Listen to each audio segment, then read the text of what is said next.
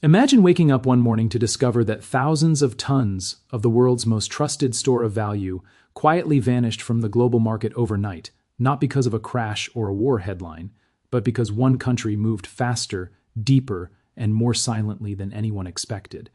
What if I told you that Russia has just secured an estimated 5,000 tons of gold in what insiders are calling a secret deal, and that this single move could reshape currencies, commodities, and your own savings in ways most people won't see coming until it's too late? Stay with me, because what looks like a simple gold purchase may actually be a warning signal for the entire financial system. For decades, gold has played a strange dual role in global finance. To everyday people, it's jewelry, a hedge, something solid you can hold. To central banks and governments, it's something far more strategic, a form of monetary insurance, a silent weapon, and sometimes the last line of defense when trust in paper money starts to crack. Russia understands this better than most. Since the early 2000s, especially after the 2008 financial crisis, Russia has been steadily increasing its gold reserves, reducing its exposure to the US dollar, and preparing for a world where financial power is less about promises and more about physical control. This context matters because a purchase of 5,000 tons is not just big, it's historic. To put it into perspective, total official global gold reserves held by all central banks combined are a little over 35,000 tons. 5,000 tons represents a massive share of that, the kind of number that simply cannot be accumulated without long-term planning, quiet coordination, and deliberate intent. So what does 5,000 tons of gold actually mean in real terms? 1 ton of gold is about 32,150 troy ounces, at an average gold price hovering around $2,000 per ounce in recent years. A single ton is worth roughly $64 million. Multiply that by 5,000 and you're talking about over $300 billion worth of gold. That's not a trade you place on a screen. That's not something you announce with a press release. That's a strategic maneuver. Historically, when countries buy gold on this scale, they do it slowly, through domestic production, off-market agreements, and long-term contracts to avoid pushing prices sharply higher. Russia is uniquely positioned to do exactly that because it is one of the world's top gold producers, mining hundreds of tons every year within its own borders. Here's where the story becomes even more interesting. For years, Russia has encouraged its domestic miners to sell directly to the central bank rather than exporting gold to international markets. This means that large volumes of Russian gold never appear on global exchanges, never affect daily spot prices, and never trigger headlines. It's like draining a reservoir without anyone seeing the water level drop until suddenly it's empty. If reports and estimates suggesting a 5,000-ton accumulation are even partially accurate, then what we're witnessing is not a sudden purchase, but the culmination of a long, carefully managed strategy.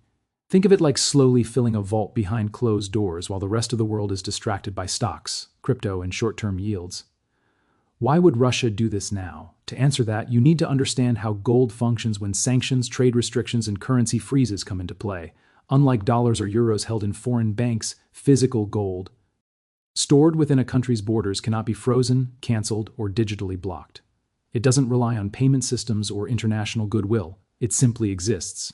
After sanctions imposed in recent years froze hundreds of billions of dollars of Russian foreign reserves, the message to non-Western nations was loud and clear. Paper assets are only safe as long as politics allow them to be. Gold, by contrast, has no counterparty risk. No one else's signature is required to make it valuable. That reality alone explains why gold has been quietly moving from west to east for over a decade. Now consider the impact this has on the global gold market. Gold is not like oil, where production can be ramped up quickly. New gold discoveries are rare, mining projects take years to develop, and costs continue to rise. Annual global gold production is around 3,000 to 3,500 tons. If one country effectively absorbs more than an entire year's worth of global production over time, that supply is gone, permanently. This tightens the market. Even if prices don't immediately reflect it, it's similar to buying up all the spare oxygen tanks before anyone realizes there's a leak in the room. At first, nothing seems different. Later, the shortage becomes obvious. This brings us to the idea of a secret deal. Governments don't usually announce aggressive gold accumulation because it signals mistrust in the existing system. It can spook markets, weaken currencies, and invite cow pressure. Instead, they act quietly. Bilateral agreements, off-market swaps, domestic purchases, and long-term contracts allow accumulation without noise. Russia has strong trade relationships with other gold-producing nations, and it also has the infrastructure to refine, store, and transport gold internally. The lack of transparency is not an accident, it's the point. In financial history, silence often precedes major shifts. Let's take a step back and look at history. In the 1970s, after the US closed the gold window and ended the dollar's convertibility into gold, inflation surged and gold prices exploded from $35 an ounce to over $800 by 1980. Those who owned gold preserved purchasing power, while those holding cash suffered. In the late 1990s, Western central banks sold gold at multi-decade lows, believing it was no longer relevant. At the same time, countries like Russia and China began accumulating. Since then, gold has risen many times over.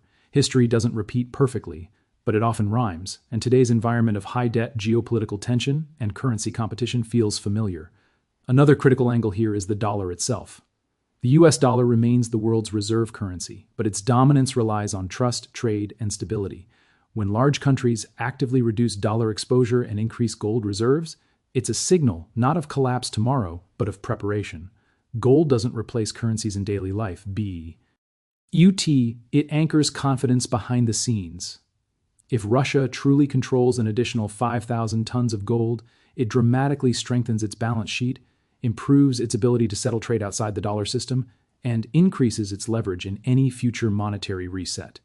You might be wondering what this means for ordinary people watching a YouTube video. You don't need to be a central bank to understand the message. When the biggest players in the game quietly move into hard assets, it's worth paying attention.